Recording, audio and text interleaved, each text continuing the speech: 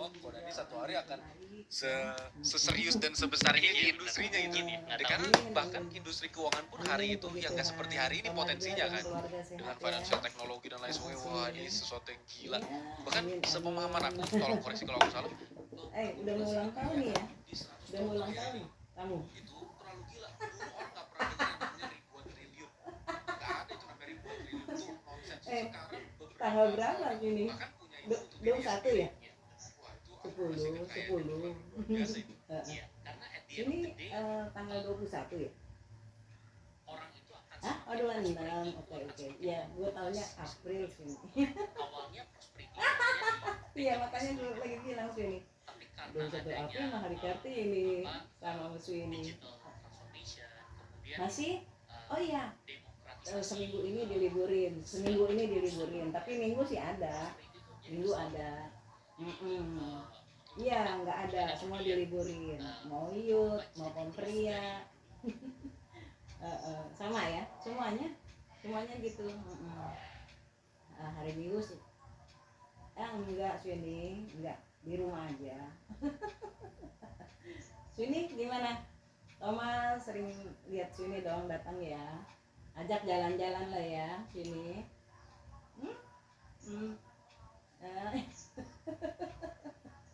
Iya dah, yang penting lu bisa sehat, bisa lihat masih ini ya, ke gereja, ya puji Tuhan. Ya nggak apa-apa sih ya.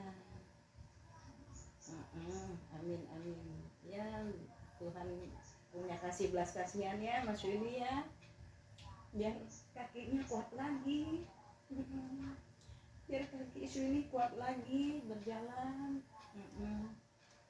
Iya selalu. Amin. Atau oh iya kalau dia lu mau pergi dia mah ikut mah, gue mah cuma diem di mobil doang. Iya sih. Iya.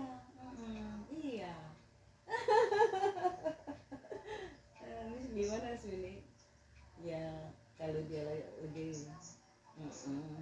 iya sih benar, liatin jalanan. Berapa sih ini? Oh ya, udah puji Tuhan.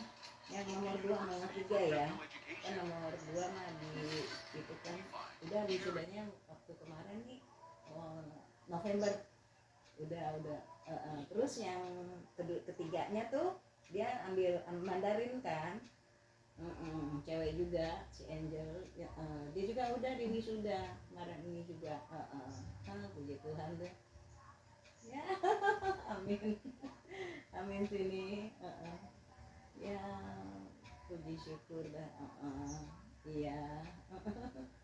Itu gimana anak Toma, udah ada yang kuliah ya? Oh paling gede dia cowok cewek anaknya ya?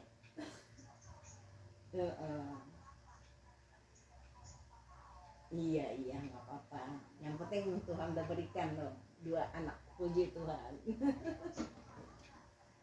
Udah ya. Oh lama juga ya sini. Iya lama juga ya. Iya. Nggak apa-apa, Tuhan pelihara ya, buat kesehatannya, biar lancar usahanya Toma ya dan keluarga. Amin. Itu yang kita harapkan, satu itu ya sini, kesehatan. Amin. Iya.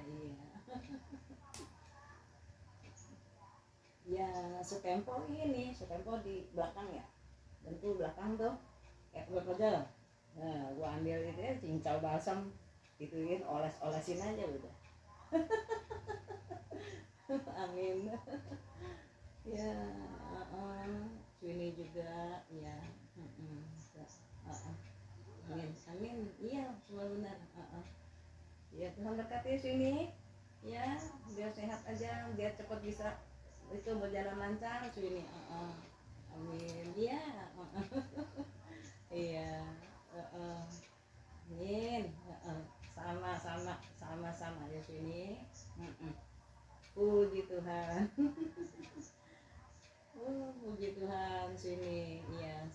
sama sini juga ya, cucu pada ya. Ya, dadah sini. Oke. Oh dia 26 April.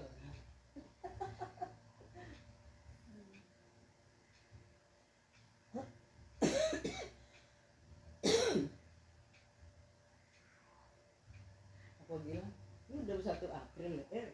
Kayaknya nih udah mau ulang tahun di sini. Tahu aja lu katanya, gua nggak lupa.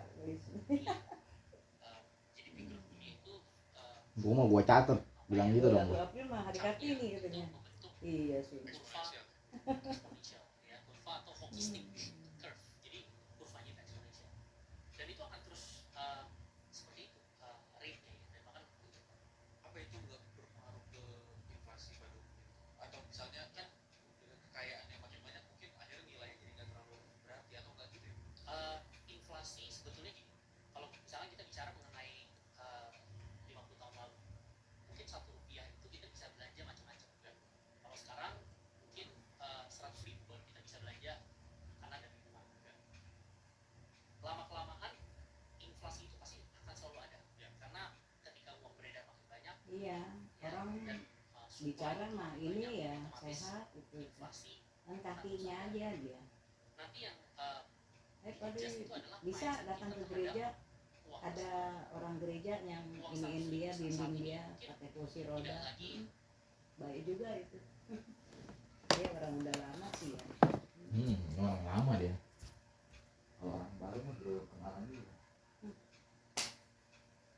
Ini makan Indomie juga. Bagus. Bagus loh. Habis batuk-batuk dia makan dulu. Ada bagusnya. Bukan udah paling bagus. Itu baju dicuci, Meng. Baju yang mana? Jangan baju kamu yang ini, apa yang disalahin tuh emakmu tuh. Mana baju siapa? Mana? Tuh kamu liwat tuh udah bau. Ini baju ini baru diganti baru tadi. Baru tadi, Bu. Barangan baik. Semprot sana, semprot sini. Bagusan begitu lah, semprot aja terus. Ini kan orang bener loh, suka nyemprot kayak orang tukang DBD itu. Semprotan DBD. semurah sekarang ya 50 tahun kemudian mungkin 50 tahun kemudian 100.000 itu sudah seperti 1 rupiah 50 tahun lalu Ya. jadi sebetulnya hanya psychologically bagaimana kita memandang uang tersebut. Jadi inflasi itu pasti akan terus, Inflasi itu karena inflasi sesuatu yang sehat juga kalau gitu ya. ya, karena inflasi itu equals growth. Ya. Ketika ada inflasi berarti ada pertumbuhan di sektor apapun, dan sebetulnya inflasi itu merupakan teman daripada seorang entrepreneur. Contoh misalkan saya berdagang minuman, misalkan ada botol minum ini, ya kan? Yang tadinya saya dagang minuman ini harganya 1.000 rupiah, tiba-tiba karena ada demand yang banyak, orang berani beli minuman ini di harga 3.000 rupiah. Berarti kan ada inflasi, naik dari 1.000 ke 3.000. Ketika naik dari 1.000 ke 3.000, otomatis omset perusahaan saya itu akan meningkat 3 kali lipat secara tidak langsung dengan jumlah barang yang sama. Ya kan? Otomatis ketika omset meningkat dengan operating cost yang sama, otomatis untungnya saya akan lebih besar. Sebetulnya inflasi itu teman daripada entrepreneurs, dan kita membutuhkan inflasi untuk bisa untung dari segi kita menjalankan bisnis, dan juga untung dari segi kita investasi saham. Ini sudut pandang yang baru ya. Aku sebelumnya nggak pernah memandang begitu karena aku memandang inflasi dari sudut pandang pembaca berita. Inflasi kan kita dengar di berita. Nah, pembaca berita itu umumnya kan non entrepreneur yang 96% di Indonesia gitu kan. Ketika kita baca selalu dengar itu negatif. Menarik kok. Ini bakal sangat banyak yang aku tanyain terkait hal-hal dasar yang mungkin para entrepreneur tuh penasaran. Salah satunya sebenarnya satu konsep yang sederhana yang aku pernah dengar namanya zero sum game. Ada yang pernah bilang sebenarnya seperti energi, uang juga bentuknya kekal.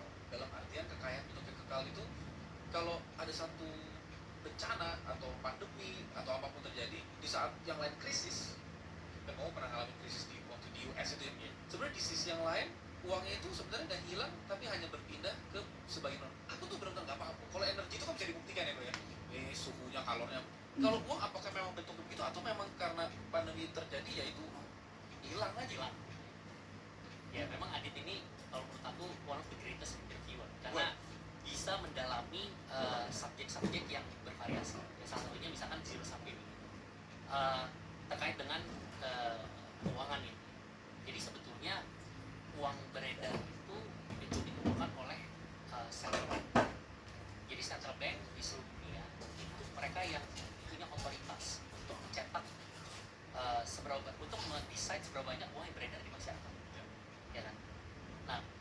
central bank itu salah satu fokus utama dia itu adalah untuk menjaga inflasi.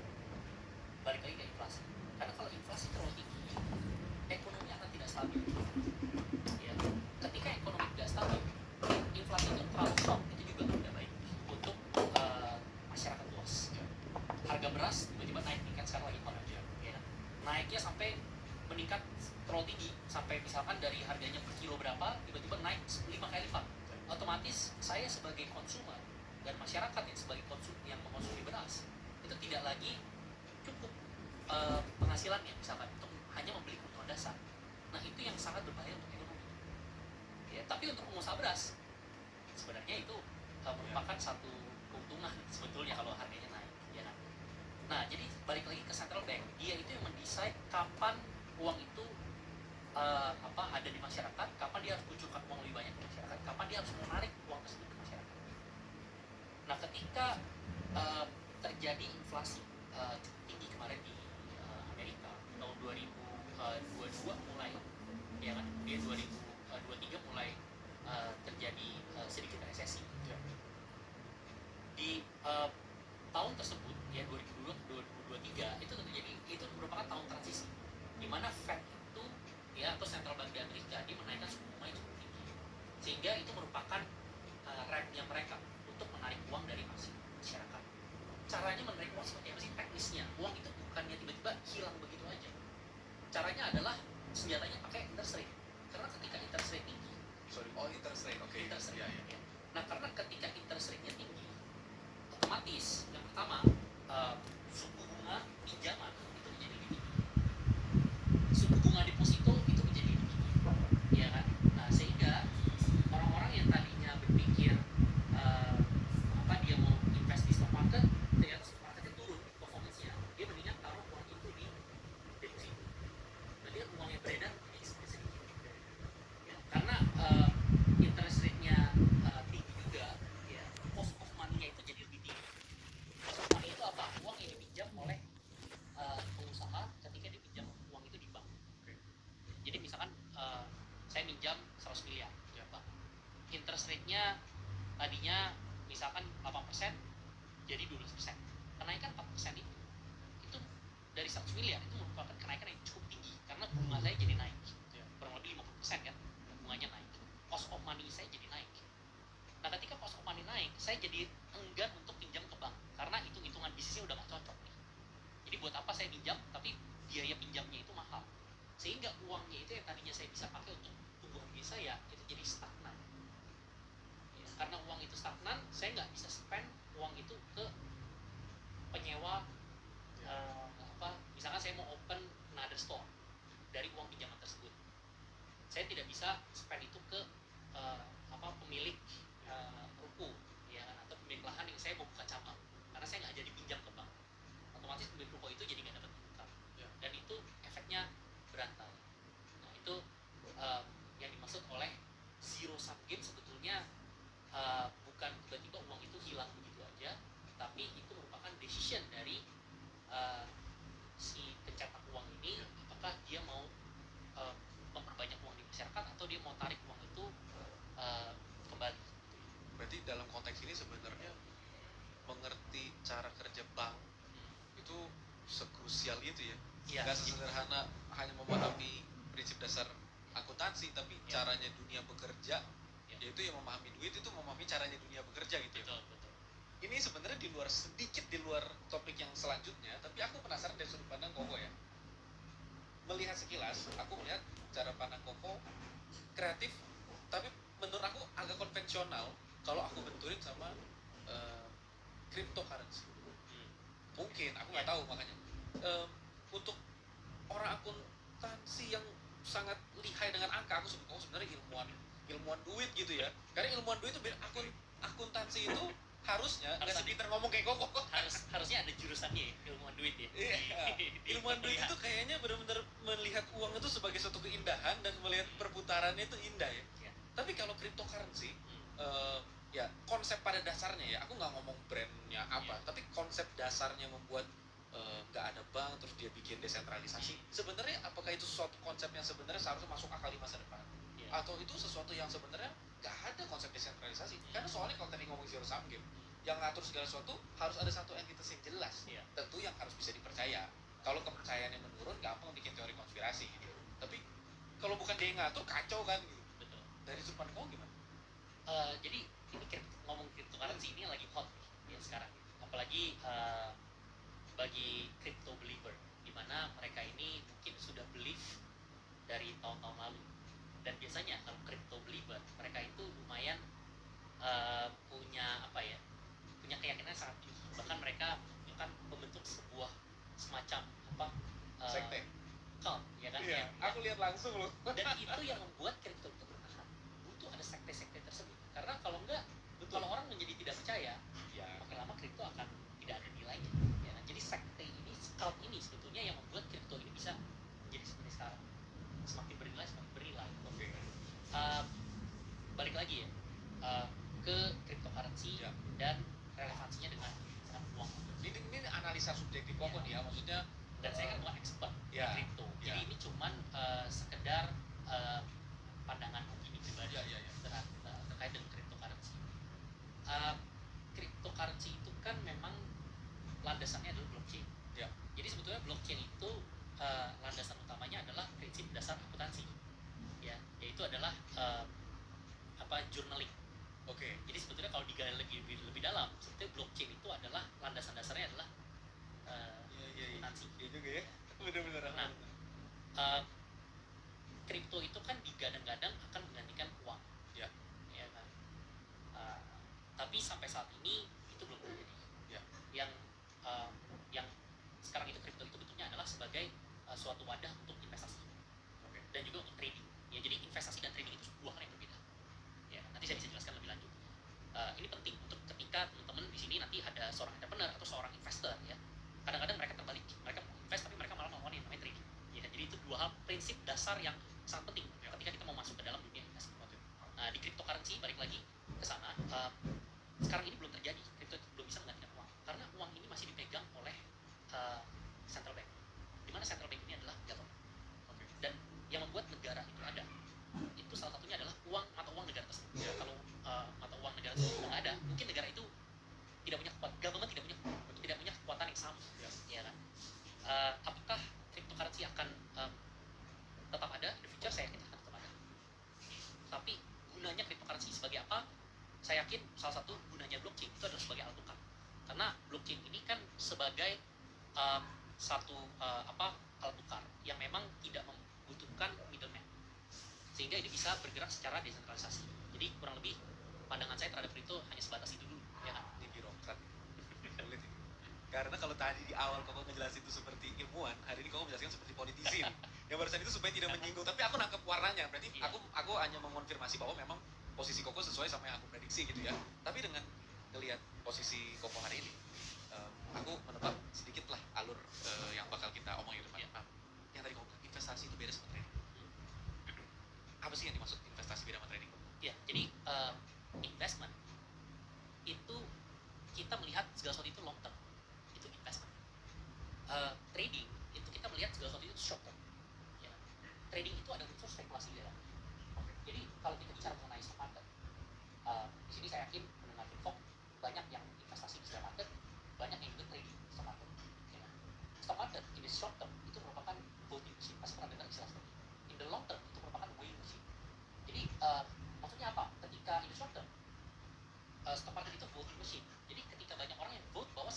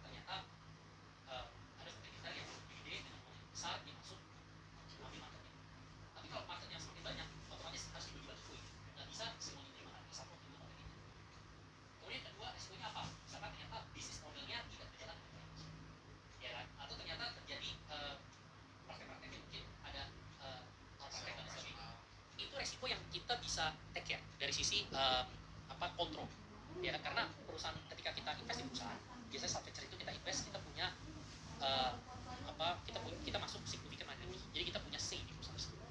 Hal-hal yang berkaitan dengan operational risk itu kita bisa kontrol.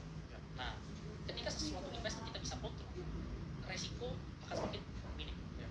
Tapi kalau spekulasi, kita bicara mengenai yang tadi lagi saham, kayak kita mau spekulin saham atau mau spekulin kripto, itu kita seperti betting di roulette. Kita berharap bahwa nomor yang kita bet ini kena, gitu kan? Atau nomor togelnya ini kena, ya kan? Tapi ternyata kadang-kadang mungkin enggak, kadang-kadang mungkin kena, ya kan? Nah, kurang lebih trading atau spekulasi itu adalah seperti itu. Kadang-kadang kena, kadang-kadang nggak kena.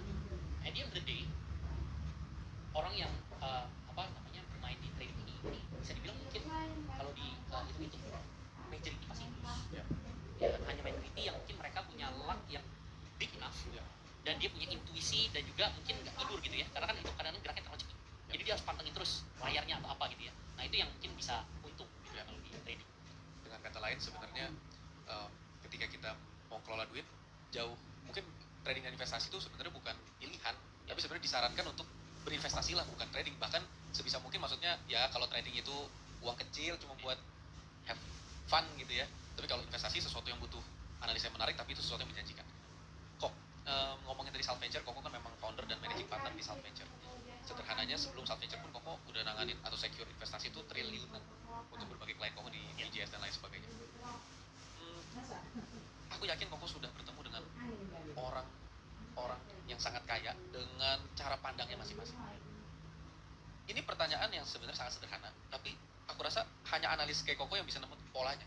Karena ngelihat kayak kita nonton film atau denger lagu ya, walaupun filmnya sama, tapi kalau dia bukan analis film, dia cuma ya lucu ya, sedih ya, senang. Tapi kalau dia analis, yang dia lihat secara turutannya beda. Koko kan ketemu dan ngobrol dengan berbagai orang ketika Koko harus secure investasi dia. Koko membantu apa yang aku anggapnya memberikan arahan dan nasihat dan konsultasi buat gimana cara dia taruh uangnya di mana dan segala macam. Itu kan ngomongin big decision. Dia yang pasti Koko ketemu sama pengambil keputusan tertinggi. Apakah Koko menemukan semacam pola dalam cara berpikir si super 0,1% teratas ini? Apakah Koko menemukan satu pola, ataukah Koko malah melihat suatu abstraksi yang luar biasa yang kayak, wah ini kok benar-benar semuanya apa sih, kok seperti apa? Oke. Jadi saya itu selama 15 tahun ya berkecimpung di dunia capital market, dimulai dari mendirikan perusahaan investment banking advisory. Jadi perusahaan advisory waktu itu bareng sama papa saya. Papa saya waktu itu pensiun dari jabatannya di bank. Dari situ saya ajak untuk buat perusahaan advisory bareng-bareng, karena perusahaan advisory itu kalau nggak ada orang yang pengalaman itu nggak laku, ya kan? Advisory apapun, marketing, agency. Tapi kalau nggak pengalaman, orang mana mau engage, ya kan? Kalau saya kebetulan itu financial advisory, jadi kita meng-advise perusahaan-perusahaan untuk melakukan corporate actions ya. Nah, perusahaan-perusahaan yang besar itu butuh advisor untuk melakukan corporate actions. Apa itu corporate actions? Corporate actions adalah merger, akuisisi, IPO, ya kan? Kemudian ada juga right issue, ya, atau issue bonds. Itu merupakan corporate actions namanya. Nah, privilege saya waktu pada saat 15 tahun tersebut, yang pertama adalah saya beruntung bisa diwariskan pengetahuan dan pengalaman yang tinggi dari papa saya ke saya langsung. Dan tidak ada orang yang rela untuk mewariskan ilmu-ilmu anaknya ya? Iya, ilmu-ilmu yang intrik-intrik dan juga ilmu-ilmu yang paling dasar dan terpenting ya ke misalkan ke anak ya. Jadi terlalu terlihat seperti orang marketing daripada orang keuangan. Jadi dikasih semua strateginya dan lain sebagainya. Dan waktu itu memang papa saya kan banyak involved di corporate actions salah satu conglomerate group di Indonesia. Jadi dia tahu bagaimana cara track uang yang besar dan bagaimana cara bernegosiasi dengan para conglomerates. Ya. Nah, di situ saya mulai dapat exposure, experience yang juga langsung dipersingkat jadi highway-nya, jadi jalan tolnya. Kemudian privilege saya yang lain adalah saya membanyak bertemu dengan para entrepreneurs atau decision maker. Jadi decision maker di sebuah perusahaan untuk terkait dengan corporate actions itu adalah owner. Ya, jadi saya banyak sekali ketemu dengan owner. Kalau misalkan contoh seperti auditor atau tax advisor. Biasanya tax advisor di sebuah perusahaan itu ketemu direktur keuangan itu. Karena owner itu kadang-kadang dia nggak mau terlalu pusingin soal masalah pajak. Dia ngomong aja sama direktur keuangan saya. Dan auditor juga seperti itu. Bisa auditor itu ketemunya dengan direktur keuangan. Ya. Nah, tapi kalau saya sebagai investment banking advisory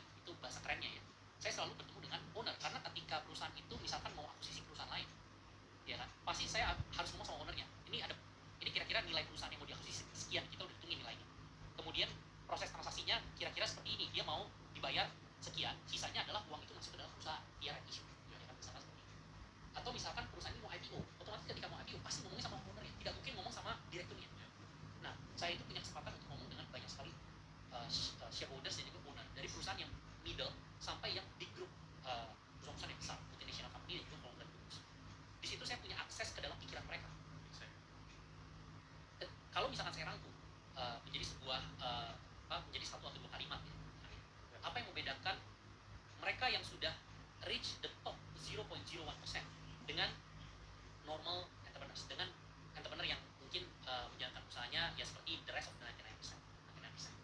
Yang membedakan adalah mereka bisa mengcapitalize aset dan juga mengcapitalize perusahaan mereka. Nah, maksudnya seperti apa? Saya ambil contoh sederhana, saya nggak perlu ambil contoh yang, karena gini, klien-klien saya itu kebanyakan ada yang konglomerat dan saya tahu bagaimana cara mereka dulu puasnya mereka untuk mereka berekspansi lagi mengambil sebuah bisnis baru. Yang namanya konglomerat itu kenapa konglomerat? Karena mereka ada di various industry. Semua konglomerat itu pasti ada di industri macam-macam. Tidak hanya fokus di satu industri. Tapi bagaimana cara mereka berekspansi dari satu industri yang tadinya misalkan hanya punya bank, ya kan? Atau misalkan yang tadinya hanya punya perusahaan kelapa sawit, tiba-tiba ada hospital, tiba-tiba ada bank, tiba-tiba ada batu bara, tiba-tiba ada macam-macam, ada minimarket, ya kan? Bagaimana mereka bisa ekspansi secepat itu? Itu tidak dengan uang di kantong mereka sendiri. Sekalipun mereka konglomerat dengan aset yang sudah banyak, ya, itu mereka gunakan cara. Jadi mereka mengkapitalisasi apa yang ada mereka punya sekarang melalui yang namanya market salah satu cara. Maksudnya dia jadi IPO, Ya, IPO dan lain sebagainya. Nah, to in a simple terms, ya, ketika perusahaan itu masuk ke dalam capital market atau misalkan perusahaan itu IPO, ya, perusahaan itu IPO misalkan, mereka itu menarik future cash flow daripada perusahaan ke present value. Jadi contoh sederhana ya, di sini teman-teman pasti sangat familiar dengan istilah yang namanya PE ratio. PE ratio itu adalah price to earnings ratio. Ketika kita menilai sebuah perusahaan yang sudah listed, kita menggunakan istilah yang namanya PE ratio. Jadi kita misalkan market cap sebuah perusahaan 1 triliun, ya, earningsnya saat itu misalkan 100 miliar, earningsnya itu net profit misalkan, berarti PE ratio-nya 10 kali kan, 100 miliar, 1 triliun dibagi 100 miliar sama dengan 10 kali. Nah, artinya saya bisa nilai perusahaan ini 10 kali daripada earningsnya dia. Ketika kalau misalkan saya mau narik uang sebagai dividen di perusahaan itu punya net profit 100 miliar, di tahun tersebut saya mau narik semua, saya cuma dapat 100 miliar, benar dong? Ya kan? Nah, ketika saya mau misalkan list perusahaan saya dengan PE ratio 10 kali tadi, berarti perusahaan saya nilai jadi 1 triliun, ya kan? Nah, kemudian dari 1 triliun tersebut saya mau jual 100% of my company, ya, 100% saya mau jual ke orang, dinilai 1 triliun itu PE ratio 10 kali, berarti saya bisa menarik 10 kali 10 tahun net profit perusahaan saya di saat ini. Itulah maksudnya future cash flow untuk saat. Jadi sama seperti kalau saya mau ambil analogi, sama seperti kita punya yang namanya bebek telur emas gitu ya. Ya, enggak, sama seperti kita punya yang namanya gauntlet, ya, yang punya Thanos. Oke. Ya, apa namanya, yang Ya, sarung tangannya punya Thanos. Ini, gitu ya, gauntletnya Thanos, ya kan? Gauntletnya Thanos ini dia punya berbagai macam kekuatan. Salah satunya adalah going to the future and then come back lagi ke dalam masa sekarang, ya. Jadi gauntletnya Thanos, ya, kalau perusahaan IPO itu sama aja kayak dia punya gauntletnya Thanos. Dia bisa menarik segala sesuatu yang 10 tahun ke depan sifatnya, 20 tahun ke depan, 30 tahun ke depan untuk didapatkan saat ini. Sehingga uang yang didapatkan saat ini bisa dipakai untuk ekspansi lagi bisnis yang baru. Nah, saya kasih satu contoh yang sudah nyata. Bagaimana entrepreneur itu memanfaatkan capital market untuk bisa grow dan bahkan meningkatkan wealth dia berkali-kali lipat. Paling gampang adalah Elon Musk. Elon Musk itu merupakan entrepreneur, the greatest entrepreneur of this time, of our era. Jadi pasti pernah dengar dong berita entrepreneur Elon Musk itu akuisisi X, ya kan? Twitter atau X. Jadi nilai akuisisinya adalah 46,5 billion US dollar. Kurang lebih kalau dirupiahkan mungkin sekitar 600 triliun US triliun. Pertanyaan adalah, apakah Elon Musk itu punya uang sebesar itu cash di banknya dia? US triliun, tidak punya. Jadi yang dia lakukan adalah, yang pertama dia itu ajak teman-temannya untuk ikutan. Jadi ada satu Larry Ellison diajak, gue mau akuisisi nih 46,5 billion, mau nggak ikutan? Mungkin sebagian, nggak banyak, less than 10 billion. Sisanya bagaimana? Kan masih ada sisa tuh 36,5 billion. Sisanya dia pinjam uang sama bank mau support dia. Tapi jaminannya apa? Bank kan selalu, kalau mau kasih uang, kasih loan, dia selalu minta jaminan. Dia punya perusahaan yang namanya Tesla. Dan Tesla di tahun 2021 itu market cap-nya reach 1 triliun US dollar. 1 triliun kalau misalkan dilihat size-nya, kalau di compare size-nya, 1 triliun US dollar itu sama seperti size GDP Indonesia. Jadi basically dulu waktu 2021, Elon Musk itu kayak punya perusahaan yang sebesar ekonomi Indonesia. Jadi ketika dia punya kekayaan sebesar itu, dia bisa menggadaikan sedikit sahamnya dia untuk jaminan untuk dia pinjam dari bank. Dihargai sudah disepakati, ya kan, satu. Jadi dia dapat uang lagi, tapi dari aset yang memang harganya sudah naik tinggi. Ya kan? Kemudian yang ketiga adalah sisanya uangnya dari mana? Sisanya adalah dari cash dia hasil jualan Tesla. Jadi pada saat 2021 menuju 2023, di 2021 itu dia banyak sekali jual saham Tesla dia di market. Waktu itu saham Tesla lagi tinggi cash out di saat harga saham Tesla itu lagi tinggi-tingginya. Dia dapat cash sekian banyak, akhirnya dia punya uang itu dikumpulin untuk beli Twitter. Nah di satu sisi kita lihat secara big picture-nya, Elon Musk itu tetap memiliki Tesla. Saham dia itu turun dari 17% ke 13%. Jadi hanya turun kurang lebih sekitar 4% tahun 2021. Dan dia tidak kehilangan kontrolnya di Tesla. Dia tetap memiliki Tesla, dia tetap punya the last say di Tesla. Tesla ini mau arahnya kemana? Jadi tidak ada yang berkurang dari dia sebetulnya. Hanya sahamnya berkurang 4%. Tapi 4% itu berkurangnya saham dia 4%, dia bisa memiliki perusahaan baru yaitu X atau Twitter, ya kan? Nah itu adalah bukti bagaimana seorang entrepreneur itu bisa menggunakan kekuatan daripada capital market untuk memultiplikasi wealth-nya dia. Nah ini adalah hal yang tidak dilihat, perspektif yang tidak dimiliki oleh kebanyakan entrepreneurs. Kebanyakan entrepreneurs itu apa sih pikiran dia setiap hari? Bagaimana cara saya untuk meningkatkan omset saya? Bagaimana cara saya untuk buka toko baru? Bagaimana cara saya untuk jualan barang ini lebih banyak atau jualan barang baru, ya kan? Itu merupakan core bisnis yang harus dipikirkan setiap hari. Tidak boleh dilupakan. Tapi ketika entrepreneur itu ada perspektif tambahan, yaitu perspektif capital market, mereka akan menjadi entrepreneur yang unstoppable. Ya, dan ini kalau misalkan diperhatikan semua konglomerat di Indonesia itu hampir semua menggunakan cara itu. Siapapun bicara mengenai siapapun konglomerat di Indonesia itu pasti dia menggunakan yang namanya capital market atau stock market untuk meleverage kekayaan. Interesting. Aku yakin episode podcast ini tidak mungkin bisa mengcapture semua hal yang kamu ngomong. Itulah kenapa kita ada capital market playbook class. Nah di bagian di sana lah nanti mungkin itu akan jauh lebih banyak. Tapi seenggaknya kita hari ini bisa bahas hal-hal esensial seperti tadi Koko ceritain, hal-hal yang krusial. Mungkin salah satu yang paling mendasar dengan Koko udah membawa di awal begitu adalah orang mulai berpikir bahwa aku pengen IPO, aku pengen perusahaan aku masuk dan bisa mulai mengcapitalize itu. Karena tadi aku bilang bebek bertelur emas. Karena kalau bebek itu bertelur emas sekalipun, ya telurnya paling hari ini cuma 1, 2, 1, 2. Tapi karena itu telurnya emas, kenapa enggak kalau dia jual potensi bertelur bebek itu 10 tahun ke depan gitu ya, untuk dimiliki orang lain, dengan uang itu dia bisa hunting lagi bebek-bebek bertelur emas lainnya gitu ya. Tapi bagaimana dengan membuat satu perusahaan yang dari nol jadi IPO? Ini bukan tentang langkah-langkah teknis ya, tapi lebih ke prinsip dasarnya. Dari sudut pandang umum, apa sih yang harus diketahui seorang entrepreneur buat masuk ke dunia IPO yang sebenarnya masih abu-abu, tapi ya sangat membuat nafsu gitu orang, wah aduh pengen IPO tapi nggak tahu bahkan IPO itu apa gitu. Ya. Jadi memang IPO ini merupakan pasti saya yakin semua entrepreneurs itu punya cita-cita perusahaan itu pengen IPO. Hampir semua entrepreneurs mau perusahaan itu IPO. Pertanyaannya adalah apa? Ya. Sebenarnya ada 2 jalur yang biasa ditempuh oleh entrepreneurs. Kebanyakan entrepreneurs yang saya tanya, mereka ada keraguan ketika mereka mau mengajukan perusahaan mereka. Keraguannya apa sih? Mereka keraguannya adalah perusahaan saya kan belum big enough, belum terbesar. Saya pengen tunggu perusahaan saya besar dulu, baru nanti IPO. Itu kan kebanyakan jalur yang diambil oleh para entrepreneurs. Saya belum rapi Lah, belum besar size-nya masih kecil dan lain sebagainya. Kebetulan dari Sub Ventures, salah satu fund kita itu sudah di-IPO-kan, yang sekarang menjadi yang namanya fund. Nah, kita mengambil jalur yang satu lagi. Fokus itu mengambil jalur yang satu lagi, yaitu adalah kita mengambilkan perusahaan kita dulu, baru kita besarkan di capital market. Jadi ada dua jalur kalau saya rangkum. Pertama adalah kita IPO dulu, ya baru kita besarkan di capital market. Tapi ada jalur yang umumnya ditempuh oleh para entrepreneurs, yaitu besarkan perusahaan dulu baru IPO. Nah kebanyakan perusahaan itu tidak besar-besar. ya. Harus diakui Indonesia dari merdeka sampai sekarang yang di IPO itu perusahaan masih sangat sedikit, berarti jalur yang awal itu yang dianggap sebenarnya nggak terlalu berhasil lah. Akhirnya banyak entrepreneur yang nggak jadi IPO dan tidak bisa mengakses yang namanya Thanos Gauntlet ini, ya sarung tangan Thanos itu tidak bisa mengakses itu. Jadi sebenarnya bukan tentang teknikal tapi tentang willing to aja sebenarnya. Willingness. Jadi sebetulnya IPO itu merupakan IPO itu adalah satu langkah yang bisa ditempuh oleh semua perusahaan di Indonesia. Jadi IPO itu ada 2 otoritas yang akan mengakses kita ketika kita mau IPO, OJK dan juga IDX. Dan OJK dan IDX tugasnya mereka adalah assess apakah kita secara administratif dan legally itu comply untuk kita bisa menjadi perusahaan publik, yang dimana perusahaan kita itu sahamnya bisa dimiliki oleh masyarakat luas, ya kan? Dan itu assessment administrasi dan legal itu sebetulnya bisa dimiliki oleh hampir Ya, mayoritas perusahaan gitu ya. selama perusahaan itu tidak ada masalah legal. Misalkan dia mengoperasikan sebuah rumah sakit, tapi dia tidak ada izin rumah sakit, nah itu nggak bisa IPO, ya kan? Misalkan dia mau IPO tapi laporan keuangannya masih berantakan, itu tidak bisa IPO. Jadi harus administrasinya harus baik, legalnya harus bagus. Ini agak sedikit belak-belakan nih Pak ya. Sebenarnya kan kalau ngomongin laporan keuangan atau laporan pajak, sebenarnya mungkin perusahaan dibilang berantakan enggak, tapi kan ya seperti yang kita ketahui mungkin mayoritas ada permainan gitu.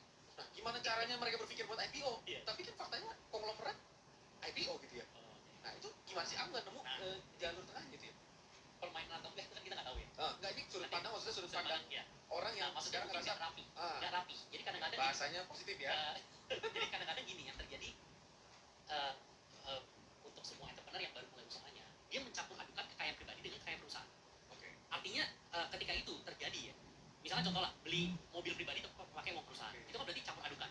Beli rumah tapi pakai uang perusahaan, ya kan, itu kan dicampur adukan kekayaan pribadi dengan kekayaan perusahaan. Sebetulnya dua itu adalah dua hal yang berbeda. Perusahaan sama pribadi itu harus dipisahkan, ya kan. Nah, jadi kalau misalkan kita mau jadi perusahaan publik, kita harus mulai merapikan itu. Maksud gini, sebelum jadi perusahaan publik, kan yang tahu laporan keuangan perusahaan kita itu kan cuma kita. Ya. Nah ketika jadi perusahaan publik kan semua orang bisa melihatnya kan. Entah itu omsetnya, bahkan ya kalau yang berita baru nih yang Toshiba sampai mundurin diri itu kan karena mereka sampai harus apa ya, ngedit atau memberikan manipulasi, dan yang bahkan menurut para pengamat itu sebenarnya wajar, hampir semua perusahaan mungkin yang besar-besar melakukannya. Mungkin nggak dalam konteks seperti CX dan Toshiba, tapi ya semembingungkan itu ketika IPO itu terlalu banyak faktor, karena itu juga transparan jadi membingungkan gitu. Ya. Nah, apakah Koko ada pandangan perusahaan itu gimana menghadapi kemungkinan transparansi yang kayak gitu gitu? Ya, jadi memang harus ready. Ketika mau IPO ya harus ready untuk administrasinya itu rapih. Ya kan, kalau administrasinya rapih, jadi dia akan punya akses terhadap tanah segala. Jadi ini satu hal yang plus and minusnya. Iya, Mau iya. mana yang dipilih? Betul betul. Kita mau tetap jalanin perusahaan seperti perusahaan pada entrepreneur pada umumnya, the 99% of entrepreneurs, atau kita mau menjalankan perusahaan seperti the 0.01%. Ya. Ya kan? Nah, kalau misalkan memang mau seperti itu ya kita harus ambil akses yang satunya lagi. Iya iya, paham. Jadi maksudnya dengan begitu mungkin secara permainan konvensional bisnis sedikit lebih rugi karena harus transparan, dan jadi kan merapikan kan ada biayanya kan gitu Ada ya. biaya. Nah, maksudnya bukan biaya bayar ke siapa, tapi maksudnya ya biaya, banyaklah biaya-biaya yang tadinya sebenarnya bisa Tadinya bisa ditaruh di situ jadi seenaknya. nggak bisa ditaruh di situ dan segala Ya, macam. tadinya bisa seenaknya Ya. untuk manage perusahaan, tapi karena udah IPO Ya. itu harus lebih lebih mengikuti yang namanya good corporate governance, ya kan. Biasanya itu harus nggak bisa Penunjukan direksi juga nggak bisa serampangan itu, tapi di sisi lain walaupun itu harus dikorbankan, tapi ada banyak peluang-peluang yang nggak bakal bisa didapetin kalau nggak masuk ke arah sana. Menarik. Tapi tentang IPO, Ya. beberapa kali aku ngedengar cerita real, tapi mungkin dia nggak publikasi namanya, tapi dia ngomong bahwa dia tuh semacam ditipu sama konsultan IPO. Ya. Nah, konsultan IPO dalam sederhananya ya intinya dijanjiin bayar sekian, misalnya 2 miliar atau 13 miliar, bayar pokoknya nanti diaturin deh, pokoknya bisa diberesin aset-asetnya gampang deh, pokoknya bisa. Faktanya nggak. Nah, akhirnya karena juga dia ngurus sendiri juga dia nggak ngerti, Ya. terus dia karena orang dia juga nggak percaya gitu kan. Dalam hal ini, saran Koko apakah seharusnya dia belajar sendiri atau kayak gimana sih? Untuk masuk IPO kan sesuatu yang baru sekali. Ya, jadi entrepreneur itu pasti tidak punya pengetahuan. Hampir semua entrepreneur pasti tidak punya pengetahuan bagaimana meng-IPO-kan perusahaan. Ya. Perlu ada pihak yang mengerti, yang membantu dia. Ya. Misalkan tadi contohnya ada banyak yang ditipu, ya, atau bukan ditipu sih, sebetulnya mungkin dia terlalu overpromise. Overpromise ternyata tidak deliver sesuai dengan apa yang dijanjikan, ya kan, sehingga ya rugi. Jadi perusahaannya malah bukannya bagus tapi malah jadi Bahkan ini maksudnya nggak IPO, nggak berhasil IPO. nggak berhasil IPO. Iya. Nah, itu berarti ya jadi itu satu pertama adalah harus mempercayakan ke orang yang memang pengalaman dan juga trusted. Tidak hanya sweet mouth di depan, tidak hanya janji-janji manis, ya, tapi orang ini harus memiliki advisernya atau partnernya. Misalkan partner baru harus memiliki yang namanya pengalaman yang tinggi dan mengerti apa yang dia lakukan. Ya. Nah, contohnya gampang. Misalkan yang harus dilakukan tidak hanya melulu harus engage advisor, bisa juga invite partner yang memang mengerti, menjadi salah satu shareholder. Jadi ada namanya istilah kalau di dunia capital market, ada namanya cornerstone investor. Nah, cornerstone investor ini adalah investor yang masuk sebelum IPO. Investor ini masuk, dia sudah terbiasa untuk mengajukan perusahaan. Investor ini masuk, dia bantu untuk mengajukan perusahaan kita, bantu untuk merapikan perusahaan kita. Nah, itu biasanya private equity, venture capital, kemudian other institutional investor. Itu biasanya mereka ada kategorinya yang sebutannya adalah cornerstone investor. Mereka masuk untuk membantu merapikan perusahaan untuk perusahaan itu akhirnya ada. Dan dengan begitu sebenarnya mungkin di sisi lain juga si ownernya ini ada baiknya kalau dia juga mengerti prinsip-prinsip dasarnya lah. Kalau di capital market playbook itu hal-hal ini dipelajari dulu. Iya, ada. Jadi memang kebetulan kerjasama dengan Vivok juga itu ada saya diminta untuk ngajar apa yang sudah saya pelajari selama 15 tahun terakhir saya tuangkan di kelas yang namanya Capital Market Playbook. Oke, maksudnya proses road to IPO Road to ini IPO-nya ada di dalam kemudian, bagian situ ya, juga ya? tidak hanya road to IPO tapi bagaimana cara mengkapitalisasi perusahaan kita supaya punya good enough leverage untuk perusahaan kita itu bertumbuh. Caranya itu bisa privately, bisa melalui IPO. Jadi privately itu adalah fundraising ke private equity, ke venture capital, ke strategic investor. Karena itu tiga itu merupakan kategori investor yang berbeda-beda. Ya. Cara pandang mereka ketika mereka mau masuk ke sebuah perusahaan itu tiga-tiganya itu beda-beda. Ya. Jadi pada dasarnya di Capital Market Playbook itu akan ngebahas, aku baru paham, maksudnya kapitalisasi aset itu adalah yang selama ini bisnis menghasilkan uang dari sisi omset nyatanya, sebenarnya itu masih punya potensi yang sangat luas untuk menghasilkan uang. Ya, Masalahnya itu butuh kreativitas dan pengalaman yang mana Ya. orang pada umumnya betul. nggak tahu gitu ya, bahkan hanya sekedar nggak tahu, oh ternyata bisa begitu. Ya. Atau mungkin lebih ke ketakutan karena nggak pernah ada yang ngitungin resikonya buat dia. Ya. Nah, sederhananya saya pengen kasih tahu satu analogi yang paling simple banget. Adit pasti punya PT, pasti punya PT kan? Tentang ini berkaitan tentang kapitalisasi. Ya. Oke. Di PT-nya Adit, akta pendirian dasar PT itu ada yang namanya jumlah lembar saham, Oke. ada yang namanya modal disetor. Ya. Ada kan? Ya. Kapitalisasi itu maksudnya apa? Kapitalisasi itu adalah mengunlock apa yang sebetulnya tercatat di akta pendirian dasar perusahaan. Yang sebetulnya, unlock. ya kalau sebetulnya saya tanya ke semua, ke kebanyakan entrepreneurs, akta pendirian dasar perusahaan, lembar saham yang dimiliki oleh Adit, misalkan saya tanya Adit, Ya. lembar saham yang dimiliki Adit di PT yang ada sekarang, itu tahu nggak berapa lembar? Pasti nggak tahu. Ya, tapi rata-rata paling ya kita taruhnya 100 lembar, Iya. kalau kita memiliki 40% ya mungkin 40 lembar, tapi Benar. nggak berguna juga. Nah, kemudian saya tanya, ada di mana akta pendiriannya? Belum tentu ingat. Ya. Mungkin saya mesti cari dulu. Berangkas lah gitu ya. Berangkat atau di mana gitu kan? Nah, itu yang sebetulnya merupakan the greatest hidden treasure yang dimiliki oleh seorang entrepreneurs. Ya, ya. Sebetulnya akta pendirian dasar, di mana di situ tercatat jumlah lembar saham dan juga modal disetor, itu bisa di-unlock menjadi harta karun terbesar yang entrepreneur itu miliki. Lebih besar daripada apapun yang dimiliki sekarang. Mobil, rumah, emas, dan lain sebagainya. Ya, lebih besar. Kenapa? Saya put it on a simple analogi ya, atau story ya. Misalkan contoh sekarang perusahaannya Adit, PT yang didirikan, modal disetornya let's say misalkan 100 juta. Ya. Misalkan, ya kan. Kemudian udah menjalankan bisnis ini selama 5 tahun. Ya kan, di bisnis beauty misalkan. Bisnisnya ini sudah menghasilkan, karena udah berjalan 5 tahun dan ini bagus bisnisnya. Bisnisnya ini menghasilkan net profit. Net profit artinya apa? Profit bersih yang bisa dibagi-bagi sebagai dividen. Net profit 5 miliar 1 tahun. Ya. Profit bersih. Ya. Banyak entrepreneur yang saya temui kayak gitu. Modal dasarnya berapa? Bahkan kadang-kadang ada yang bilang nggak pakai modal. Ya, ya. Tiba-tiba omset perusahaannya udah ratusan miliar. Ya. Ya kan? Itu kan banyak terjadi. Betul. Misalkan contoh tadi 100 juta modal awalnya. Sekarang udah 5 miliar kan profit. Nah, sekarang saya samperin Adit. Saya bilang, kamu punya hidden treasure. Mau nggak kamu dapat uang ratusan miliar? Caranya gampang. 5 miliar, ya kan, net profitnya itu. Saya ambil, misalkan saya mau mengkapitalisasi asetnya, ya kan, equity-nya, saya kapitalisasi. 5 miliar tersebut, perusahaannya Adit, saya IPO-kan. Ya kan, saya IPO-kan dengan PE ratio.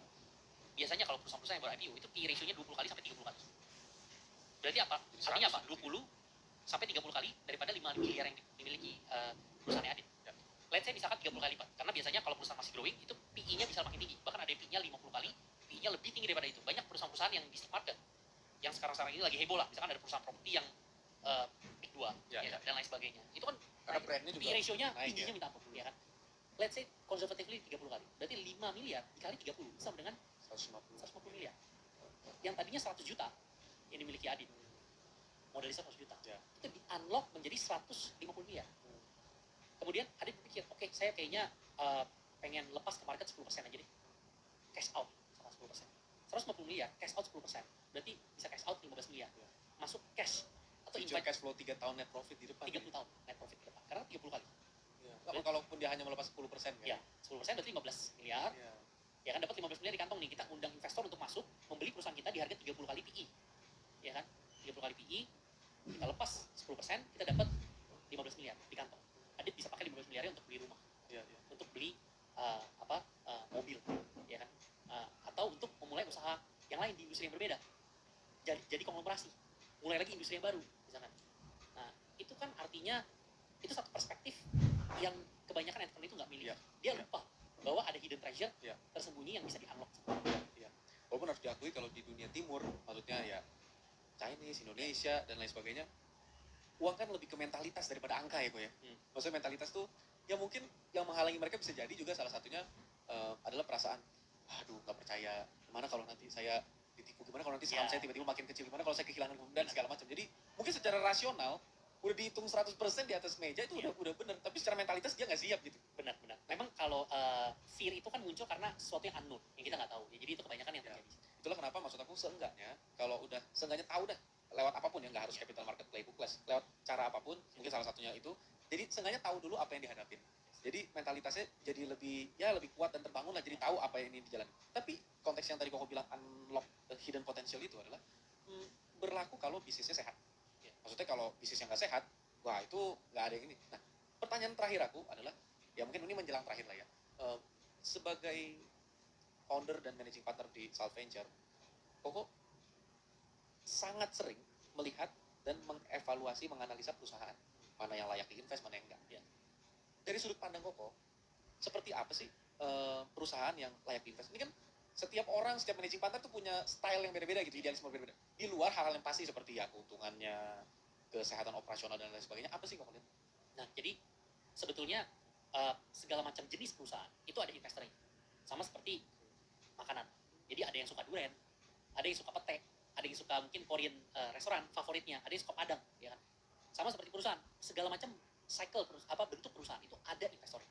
Mau perusahaan itu masih ide, mau perusahaan itu baru berjalan 1 tahun, mau perusahaan itu sudah besar, atau mau perusahaan itu lagi bangkrut, itu semua itu ada investornya. Wah, ini pola pikirnya menarik. Ya, jadi itu yang saya mulai dari situ dulu, baru mulai balik ke pandangan saya. Ya.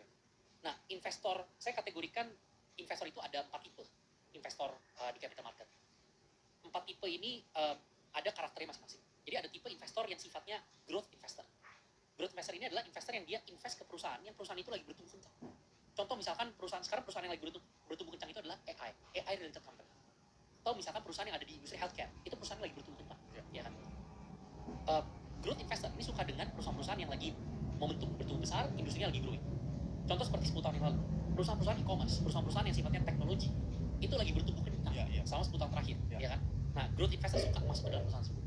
Yang kedua, itu adalah tipenya adalah value investor. Value investor ini adalah investor-investor yang suka untuk invest di perusahaan itu yang lagi underpriced. Tapi dia tahu value-nya ini sangat bagus perusahaan ini. Ya, contohnya misalkan paling gampang value investor yang terkenal itu adalah Warren Buffett. Oke, ya, aku mau atau ngomong Lokeng Hong.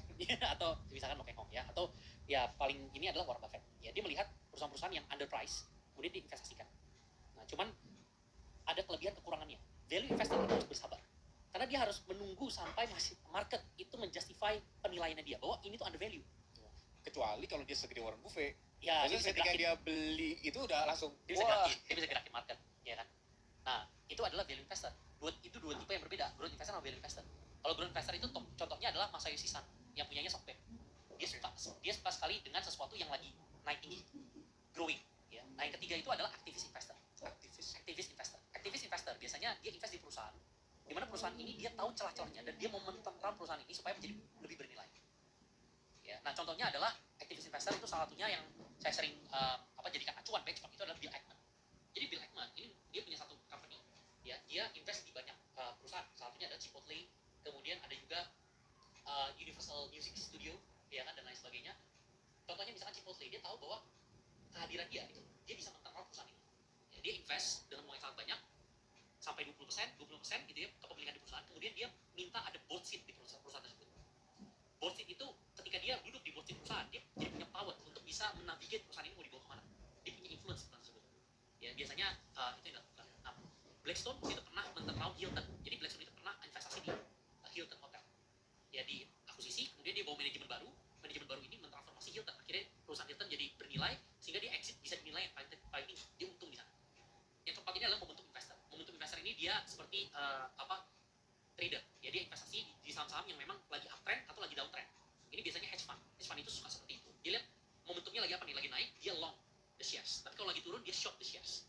Nah, kalau saya di Salt Ventures, kita itu adalah growth investor. Jadi kita lihat perusahaan-perusahaan mana yang sedang bertumbuh tinggi. Ya, kita masuk ke dalam perusahaan tersebut dan kita melihat industrinya. Pertama, industrinya itu harus support. Ya, industrinya. Kenapa industri itu penting?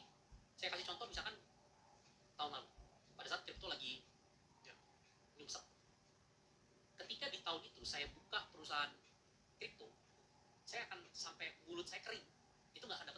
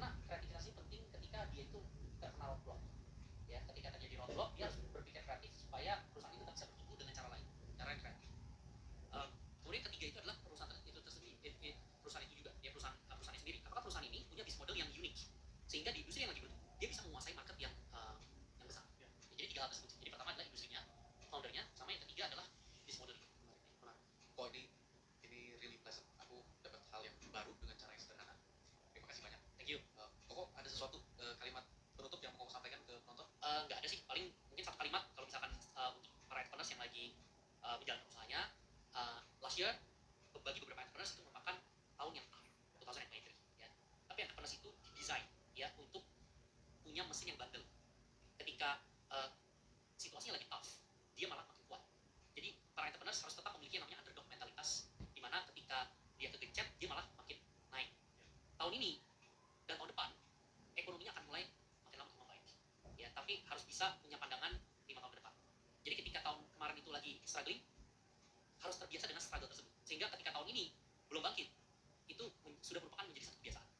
Ya, jadi mungkin pesan saya itu aja, punya underdog mentalitas bagi para entrepreneur. Karena the next 1 to 2 years it's not gonna be as easy as the past 10 years. Jadi karena 10 years itu uang ada di mana-mana berlimpahan. Sekarang ini uang lagi agak sedikit. Menarik. Terima kasih banyak. Dari pelajaran hari ini, hal yang justru jadi penting di kepalaku adalah justru hal yang terpenting buat entrepreneurs. Ternyata justru hal yang paling sering tidak diminati, yaitu akunting atau kemampuan mengelola data sebenarnya. Bukan tentang uangnya, tapi kemampuan menganalisa data. Hal yang membosankan, apalagi ngomongin uang yang uang kita gitu kan. Kalau kita lagi belajar akunting semuanya data model dan segala macam. Tapi dari situ aku lihat beberapa kali ngobrol dan hal ini sangat ditemukan jadi satu konfirmasi bahwa entrepreneurs wajib, para founders wajib buat belajar atau masuk. Kalau kita suka ngomong keluar dari comfort zone itu bukan sekedar hal yang abstrak, tapi sespesifik. Belajarlah tentang uang, akuntansi, ekonomi, financial, karena itu hal yang memang paling membosankan. Kalau ditanya orang pasti lebih demen marketing, ya dan bisnis dan lain sebagainya. Tapi kalau ngomongin uang dan analisa data akuntansi itu seperti hal yang biasa, tapi ternyata ya lihat salah satu ilmuwan duit Indonesia ya. Aduh, ini jadi menurut aku jadi stimulus yang menarik buat kita, jadi tahu bahwa sebagai seorang founders sangat penting bisa belajar ilmu yang membosankan kita pikir, tapi ternyata insight-nya itu justru yang nggak bisa kita pelajari ketika menyemplung marketing, bisa dipelajari ketika menyemplung, tapi ini sesuatu yang eksak. Sampai ketemu lagi Fox di episode berikutnya. Bye. Pemerintah tuh kehilangan orang yang kehilangan investor sebenarnya. Investornya itu udah nggak sebanyak dulu lagi. Kenapa ini seperti sangat terkesan tubuh itu? Kayak ada udang di balik batunya gitu. Founders Theory. Hai Fox, hari ini kita kedatangan bos kos-kosan asik, Antoni Sudarsono. Antoni Sudarsono ini gue udah beberapa kali di acara bareng. Selain inspiratif, humble, santai, tapi salah satunya juga suka share hal-hal yang jeroan gitu ya. Tapi pertanyaan gue pernah ketemu saudara, ini real story. Dia mainnya jual beli properti, tapi pakai apa? Lelang. Karena kan properti itu yang menurut dia yang penting tuh dapat harga belinya murah, ya jualnya tinggi gitu kan. Tapi dia sama sekali bilang, oh ajarin kamu, tapi kamu jangan ajarin siapapun. Ya karena menurut dia itu buat dia pribadi itu benar-benar kehidupan dia. Kalau semakin banyak orang yang tahu itu beresiko, karena menurut dia kalau lu lelang nih, lu ajarin teknis-teknisnya lah, caranya ini ada tips-tipsnya. Padahal simple sih, pakai website apa segala macam, resmi semua. Cuma kan nggak banyak orang tahu gitu. Dan harganya memang sangat luar biasa. Wah justru gue bakal, wah ternyata ada ya cara membeli. Tapi nanti kita kasih kalau ini kalau Om sudah bisa lihat ini ditinggalin orang nggak, kalau ditinggalin orang ya mendingan jangan diambil karena nanti jurus sitatnya ribet apa bla bla dan segala macam. Tapi yang gue ingat banget adalah intinya dibilang, tapi Om Siti jangan ngomong sebar-sebarin ya apalah semuanya, karena nanti